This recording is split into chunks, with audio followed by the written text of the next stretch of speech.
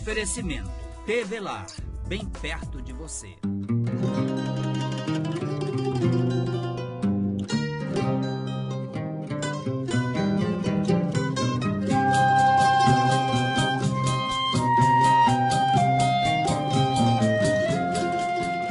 Olá, telespectador do Amazonsat, programa Literatura em Foco gravado aqui no restaurante Pancaru. Claro que o restaurante nos recebe com esta mesa farta e deliciosa. O restaurante Pancaru também tem sua feijoada com música ao vivo aos sábados.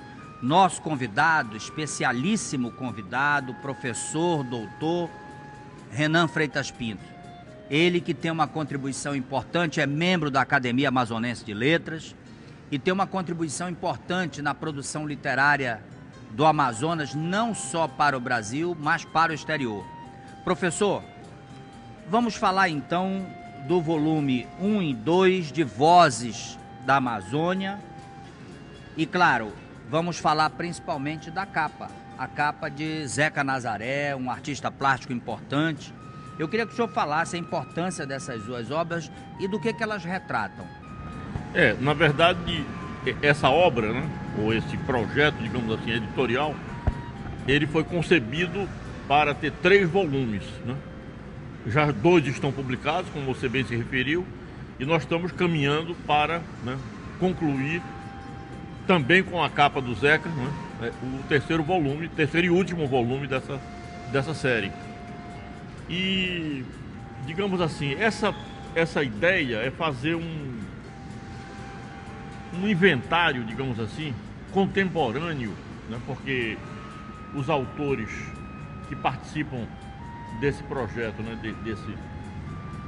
dessa obra, eles são autores atuais que escrevem sobre autores, às vezes até esquecidos, né, outros nem tanto, mas o fato é que é esse debruçar de uma visão, né, digamos assim, atual sobre a constituição do pensamento amazônico, digamos, e não restrito ao Amazonas, né? Nós temos inclusive vários autores do Pará, né?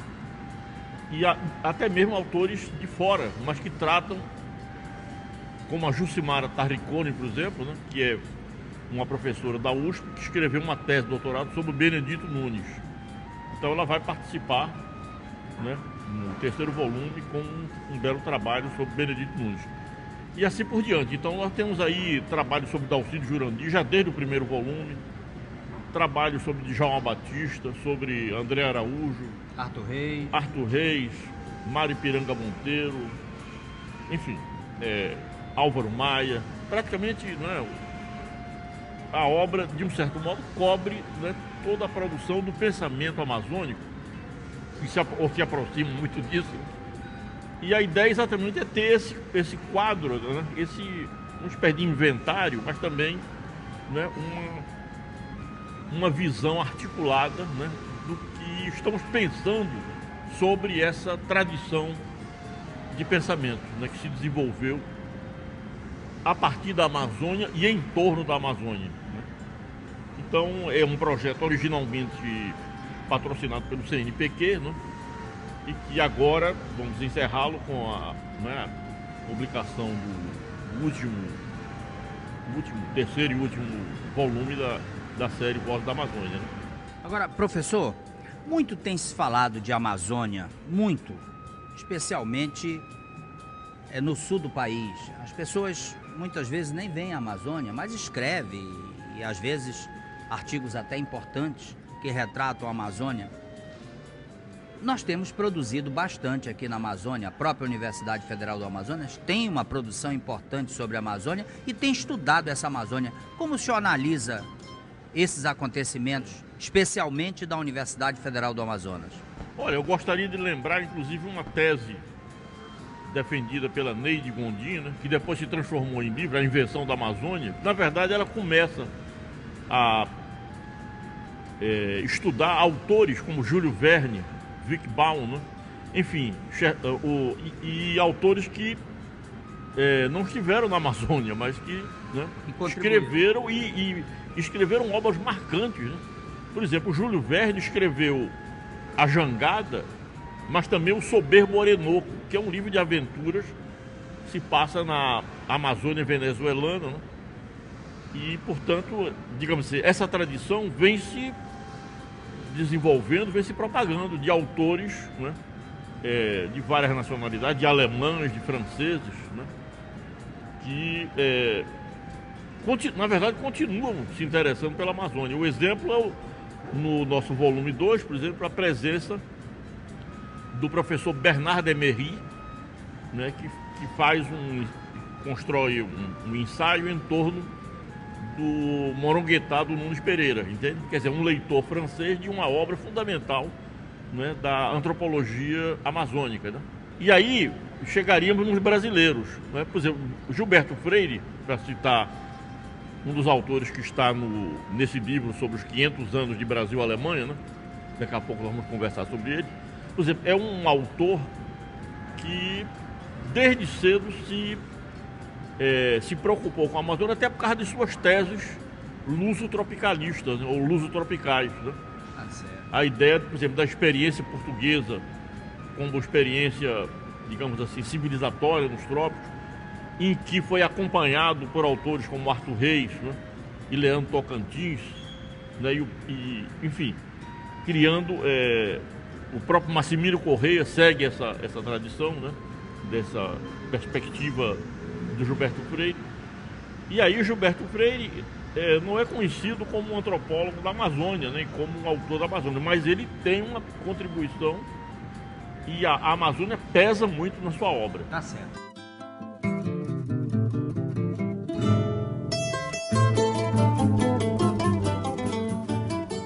Vozes da Amazônia 2 me chamou a atenção na leitura que tem um artigo da professora que retrata, de certa forma, o contraponto do pensamento de um dos maiores autores da Amazônia, Arthur César Ferreira Reis, sobre a escravidão. E ela, inclusive, retrata o meu pensamento em uma das obras que eu escrevi, não só eu, como o Antônio Loureiro também. Eu queria que o senhor falasse um pouco dessa importância. Eu confesso que o artigo dela está maravilhoso.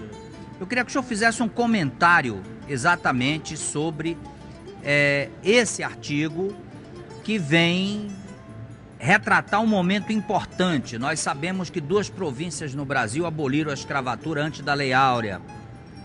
Fortaleza no dia 25 de março de 1884 e o Amazonas no dia 10 de julho de 1884. Eu queria que o senhor comentasse. Bem, nós estamos nos referindo ao ensaio, né, ao artigo da Leila Margarete Gomes, né, que tem um título de Manuais Escolares de Arthur Reis, fonte de estudo, fonte de pesquisa, uma abordagem sobre a libertação dos escravos do Amazonas.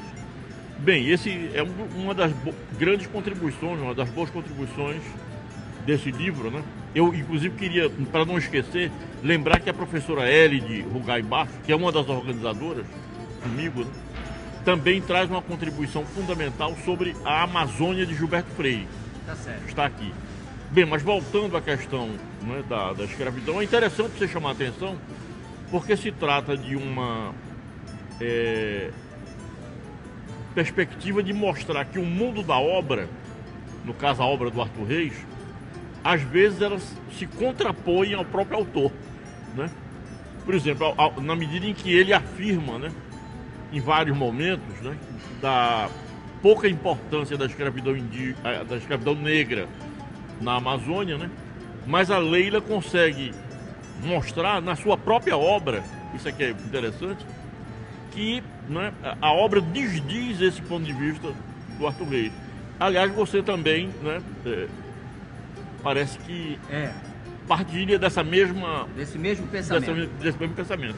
Então, isso aí demonstra também, digamos assim, um aspecto interessante dessa série de ensaios, que é a ideia de uma releitura do pensamento amazônico. Muitos autores, como a Leila Gomes, estão procedendo a uma revisão de conceitos de vários desses autores, do Djalma Batista, do André Araújo, do Arthur Reis mesmo, né? Do Álvaro Maia, enfim, temos essa contribuição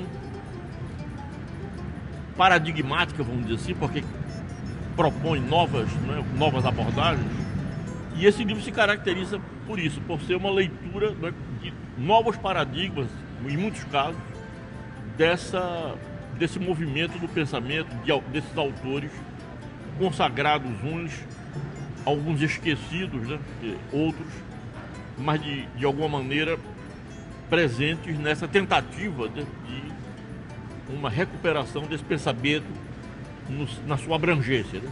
E abre perspectivas para um novo pensamento dos fatos retratados. Certamente. Um dos objetivos dessa coletânea, vamos dizer assim, em 3 volumes, é exatamente, digamos assim, refletir como esses autores estão sendo pensados hoje, né? Autores como Benedito Nunes, Dalcídio Jurandir, do lado do Pará, Arthur Reis, Álvaro Maia, enfim, Maripiranga Monteiro, enfim, um conjunto, Benjamin Lima, né? No teatro, e assim por diante. Quer dizer, então temos, na verdade, essa obra ela é bastante ampla, no sentido de que ela é multidisciplinar. Nós temos aí estudos sobre literatura, sobre teatro, né? Sobre antropologia, né? Sobre geografia, história, enfim, abrangendo praticamente, né, todos os campos de conhecimento e das obras fundamentais nessas áreas, né, que se produziram sobre a Amazônia e a partir da Amazônia. E abre uma nova perspectiva do entendimento dessa Amazônia. Agora, professor, essa é uma pergunta corriqueira que sempre me passa e eu tenho a oportunidade de fazer sempre. Como o Brasil pensa e interpreta essa Amazônia? Como outros autores, especialmente do Brasil, têm pensado essa Amazônia? Bem, digamos assim que vários autores fundamentais do pensamento brasileiro, como Mário de Andrade, Raul Bopp, Gilberto Freire, que já mencionamos, né? E aí, outros que nem são brasileiros, mas que foram importantíssimos na construção desse pensamento, como Charles Wegler, que é um norte-americano, que pensou o Brasil e teve uma atenção especial voltada para a Amazônia, onde trabalhou com o Eduardo Galvão, né? Aliás, que está no volume 3, num ensaio do Orlando Sampaio Silva, né? Pois bem, então esses autores, por exemplo, Mário de Andrade com o Macunaíma, né? É um autor fundamental para, digamos assim, analisar, né? E inventar a Amazônia, né? Mas esses autores, eles estão, num certo sentido, comprometidos com a visão daquela Amazônia colossal, né? Dos seus imensos rios, enfim, uma coisa que, por exemplo, podemos caracterizar claramente com a obra do Euclides da Cunha. O Euclides da Cunha, ele não somente foi genial nos seus escritos, Os Sertões, mas também à margem da história, à margem da geografia, né? Que aparece nas suas obras completas, e que praticamente criou uma visão extremamente, digamos assim, marcante da Amazônia, e que influenciou praticamente a literatura que se produziu na Amazônia e fora dela sobre a Amazônia. Então esse paradigma pode ser tomado como, não é o único, mas ele pode ser tomado como emblemático.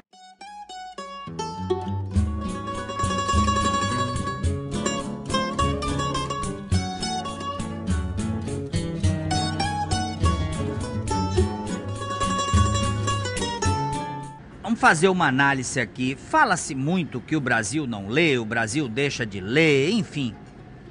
Somos um país de leitores? Acho que sim, mas poderíamos ser muito mais, né? Com os novos meios, digamos assim, digitais de comunicação, esse espaço digital tem ocupado cada vez mais o espaço das pessoas, o espaço de leitura, né? E, consequentemente, vem diminuindo para homens e mulheres, né?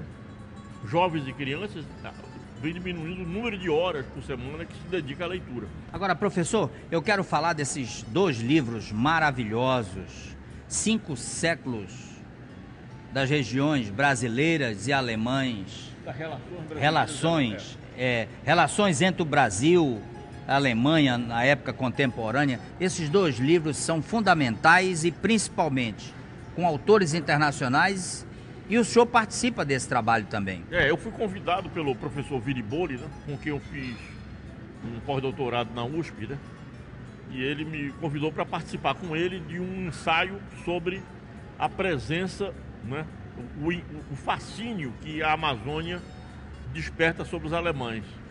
E isso configurado, né, na atuação, na presença mesmo de antropólogos como Carl von den Steiner, né, o Koch Greenberg, o Kurt de Moulin d'Ajou, enfim, de antropólogos que praticamente fundaram a antropologia brasileira e, de um modo especial, a da Amazônia. Então, esses autores são fundamentais para entendermos a Amazônia, porque eles foram que inicialmente revelaram, a rigor, claro que há contribuição de outros também, mas eles tiveram um papel fundamental na identificação dos povos indígenas, né? Inclusive, o Mário de Andrade teve acesso ao Macunaíma graças ao Koch Greenberg, a sua obra monumental do Roraima ao Orinoco, né? De onde o Mário de Andrade recolheu o mito, né? E depois transfigurou numa paródia, né, literária, o Macunaíma. Então, esses 2 livros, eles são comemorativos, né, dos 5 séculos de relações entre o Brasil e a Alemanha. E aí você tem, o livro está dividido em o primeiro volume, onde eu participo, né, vai até a década de 30, 40, e depois o segundo e último, né, sobre as relações na contemporaneidade, ou seja, na atualidade, né? Então, merece, inclusive, destaque os 2 autores, porque todos 2, digamos assim, têm uma espécie de identificação profunda com a Amazônia, que é o professor Viriboli, né, que fez, inclusive, pesquisa, né, sobre os viajantes da Amazônia, inclusive empreendeu, né, uma viagem tentando reproduzir, né, o trajeto dos primeiros, né, relatos de viagem, e atualmente desenvolve um belo trabalho sobre o Dalcídio Jurandir, com a transposição para o teatro de peças do Dalcídio. Isso ele faz com um grupo, né, que ele praticamente criou, né, grupo de alunos da periferia de Belém, né, e já está no 5º livro, né, que ele procede a essas adaptações, aliás, muito criativas, porque o professor Viriboli tem uma formação de teatro, né? Então, exatamente. E ele, digamos assim, se beneficia com essa familiaridade dele com o teatro para empreender esse belo trabalho. Um trabalho que, digamos assim, o mantém conectado permanentemente com a Amazônia, através da obra do Dalcídio. Então, o outro organizador, que é o senhor Eckhard Kupfer, que é o diretor do Instituto Stadtmartyr, né? Ou seja, que é um instituto que, inclusive, tem escolas e uma belíssima biblioteca de assuntos alemães. Ele, inclusive, foi, numa certa época, empresário no Distrito Industrial de Manaus. Paralelamente a essa atividade, né, de empresário, ele desenvolveu uma atividade de jornalista, escrevendo em alemão artigos sobre a Amazônia. Professor Renan, infelizmente televisão é tempo. E agora o senhor tem a oportunidade de se despedir e deixar naturalmente o abraço forte, especialmente aos seus alunos. Certamente. Não, uma coisa que não podia deixar de registrar é que eu participei do lançamento desse livro, inicialmente no Instituto Goethe, né? Mas também na Feira de Frankfurt, em 2013, né? Quando o primeiro volume foi apresentado, e também na livraria de um brasileiro, a livraria, localizada em Berlim, que promove os autores brasileiros de uma maneira espetacular o trabalho dele. Ele é uma casa de vinhos e uma livraria também. E eu não tinha visto ainda o livro do Milton Atum, o último livro dele, aqui em Manaus. Não tinha sido lançado, mas lá na livraria do Ednei já estava o livro de Manaus. Então, com essas palavras, eu me despeço. Convido os leitores brasileiros a tomarem conhecimento dessa obra. É uma obra fundamental, porque explica o Brasil. É uma maneira de você ver o Brasil desde a sua formação, né? Desde Hans Staden até as últimas conquistas da tecnologia com que os dois países compartilham. Né? Tá certo. Professor, foi um prazer enorme conversar com o senhor, mostrar as obras. Claro que o professor Renan tem uma contribuição importante, mas eu quero me despedir lembrando e agradecendo os nossos patrocinadores. Importadora TV Lá e a Magistral com Guaraná Regente Zero. E convidar você, telespectador. Você quer assistir toda a programação do Amazonsat, inclusive este programa? Você vai lá, www.boraver.com.br. Toda a nossa programação está lá, você assiste os programas na íntegra, você relembra, inclusive, o que já foi gravado. Mas eu me despeço renovando o convite. Na próxima semana, estaremos juntos. Um outro livro, uma outra história. Agradeço a tua audiência e te encontro na próxima semana. Daqui de Manaus para toda a Amazônia especialmente. Um forte abraço e até lá.